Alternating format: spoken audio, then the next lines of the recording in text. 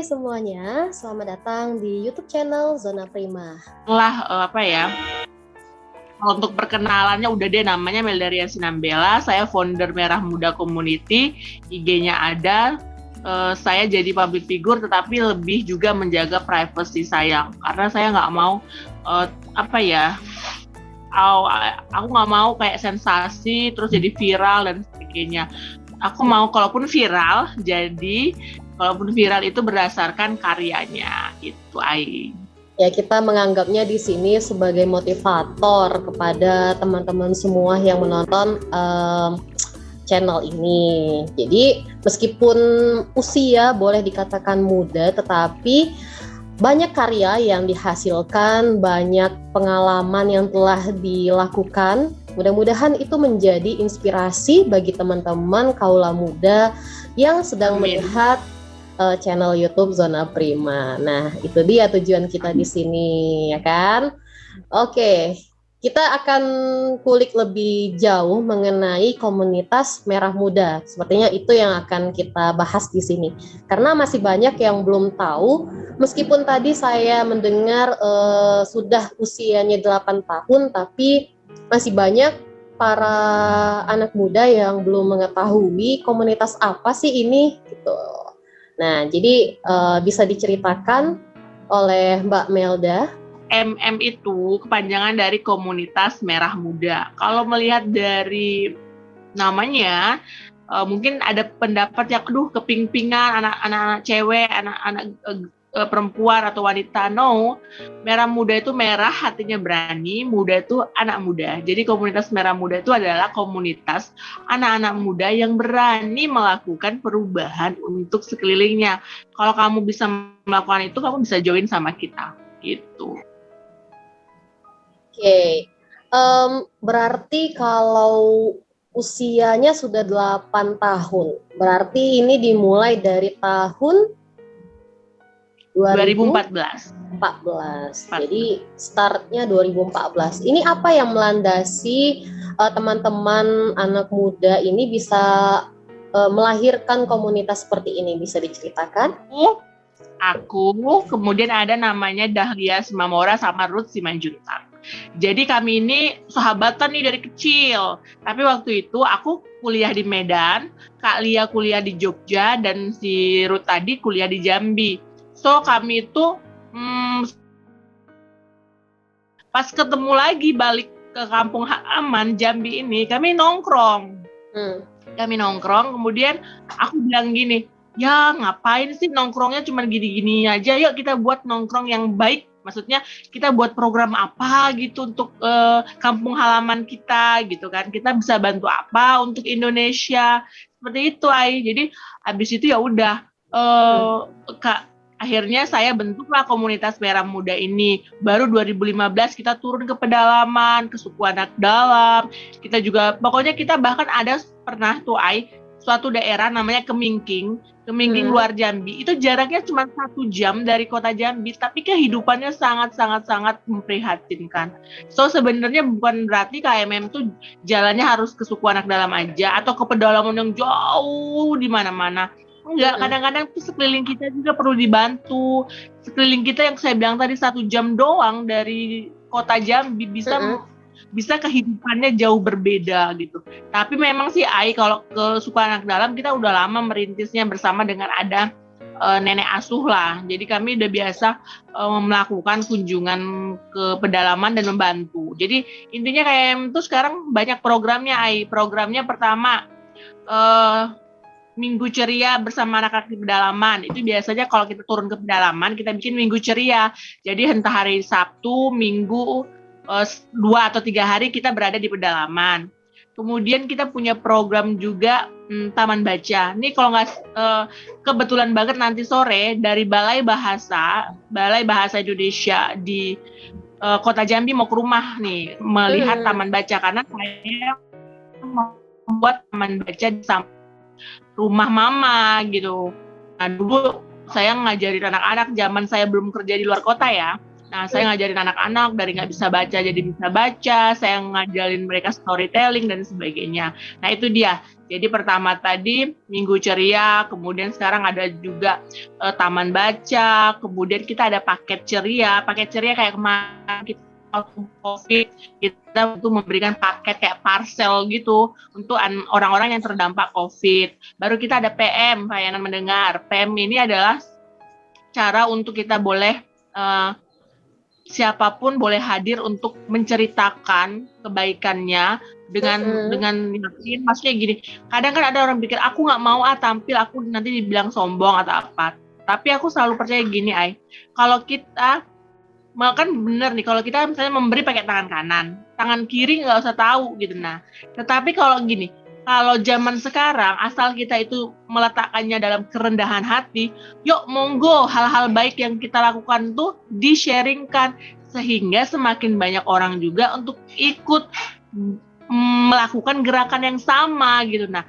ketika orang-orang misalnya AI melakukan gerakan di bidang AI, kemudian teman aku misalnya si Lia tadi melakukan perubahan di bidang dia kan desainer kan, baru dan sebagainya. Ruth, seperti saya bilang tadi, guru. Nah, kalau kita semuanya bergerak, ini zamannya sekarang ini bukan zamannya kompetisi, tapi sekarang ini zamannya kolaborasi. Gitu. Jadi nggak ada lagi zaman, komunitasku lebih oke, komunitas dia lebih oke, aku mau enggak, kita ini sama-sama. Kayak saya deh, saya itu pernah ikut komunitasnya Wiber Official. Wiber Official itu adalah bagaimana kita ikut membantu anak-anak di dalam penjara. Itu waktu aku ikutin saya kenal sama foundernya sampai sekarang, namanya Kak Gaby. Kemudian yang ENJ tadi, di ENJ itu saya banyak punya teman. Akhirnya teman-teman itu bilang, saya bilang, ayo mau gabung nggak ke komunitas saya? Baru saya jelasin hanya bergabung. Begitu berjalan terus, baru pernah juga kenalan lewat bisnis, misalnya kan, teman bisnis gitu. Kemarin kan saya punya bisnis lain seperti home spa, baru ini baju pre-love gitu ya kan, dan lain sebagainya. Nah, dari situ kenalan lagi, dapat relasi lagi, terkumpul lagi. Akhirnya terkumpul lah, ada namanya grup komunitas besar, ada namanya grup tim, dan ada grup donatur. Jadi kita sudah ada. Jadi ketika misalnya kita ada program, kita ngelemparnya enak. Kita bahas dulu di tim, and then kita sharekan ke grup besar dan ke donatur. Dan puji Tuhan, sampai sekarang itu kalau misalnya ada kegiatan tuh kita nggak pernah susah, kita nggak pernah harus minta-minta banget untuk boleh mereka memberi bantuan. Padahal seperti yang saya bilang tadi, kadang-kadang Tuhan tuh ngantarin orang baik itu tuh nggak diduga-duga loh. Sama kayak saya rasa ini adalah salah satu cara Tuhan mengajak saya untuk apa ya, semoga lah, saya juga tidak bermimpi besar banget sih akan jadi viral atau gimana, tapi kok tiba-tiba minta nih gitu kan, yuk kita ini mau nggak ke collab gitu kan, ya. Yes, kan sesuatu yang nggak bisa kita tebak. Sama seperti saya punya orang kenalan, dikenalin temen, tapi dia mau dia pernah sumbang tuh sampai 500.000. Ada yang sampai berapa juta, padahal cuman kenal. Bahkan ada juga yang cuman kenal di sosial media, tapi mau memberi bantuan sama KMM. Wow, di situ sih saya berpikir gini, bahwa KMM ini berarti diberkati, binar kami. Akhirnya jadi berteman. Padahal belum pernah ketemu sama sekali gitu loh.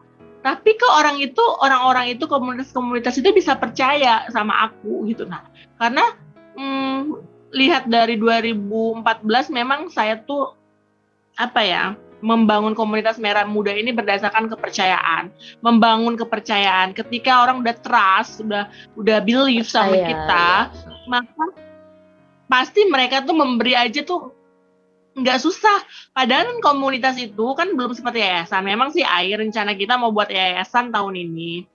Karena kan gini, kalau komunitas kan mungkin orang yang udah kenal saya, tahu jejak langkah saya, itu kan memberinya kan ya memberi tanpa misalnya paling-paling dilaporin kan sama bendahara. Tapi kan kita masih misalnya nomor rekening masih pakai nomor rekening saya gitu kan. Nah, harapannya sih ke depannya komunitas Merah Muda akan jadi yayasan. Itu adalah program Kemenko Kemaritiman tahun 2017. Jadi kita pakai ujian seleksi dari seluruh Indonesia, dan puji Tuhan aku dapat ke Bangka Belitung, difasilitasi oleh Kemenko Kemaritiman, dan di situ merahnya. Jadinya teman-teman aku yang ikut ENJ itu gabung sama aku di KMM, bantu KMM gitu. Dan kami ya di KMM ya itu bebas dari sara, suku, ras, dan agama. Kita siapa aja bisa ikut. Kemarin terakhir PM tuh menghadirkan seorang kakak, dulu kami sama-sama kepala sekolah, Kak Wardah namanya, Kak Willy Wardaya. Nah Kak Wardah ini kemarin baru saja menginspirasi dengan perjalanan hidupnya. Biasanya berapa hari Mel di sana? Misalnya kalau turun nih ya ke lapangan itu bisa sampai berapa hari tinggal di tempat tersebut? Kami pernah di Bangko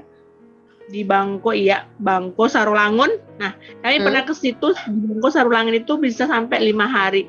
Seminggu juga kami pernah. Paling lama seminggu lah, paling lama. Itu dananya pas lagi ada dana baru bisa berangkat untuk ke sana. Pertama-tama tahu nggak dananya dari mana kan? Dari mana? 3 orang kan pertama kan?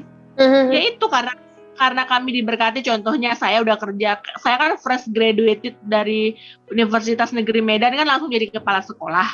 Kemudian kakak saya, Kak Lia itu kan yang saya bilang desainer itu kan, dia juga udah kerja, kan tiga-tiganya udah kerja. Jadi pernah suatu ketika kami berangkat ya dengan biaya kami sendiri, tapi lama-kelamaan orang melihat gini, mereka ini bergerak ya gitu, dengan pribadi uang sendiri, udah pribadi uang, udah pribadi capek.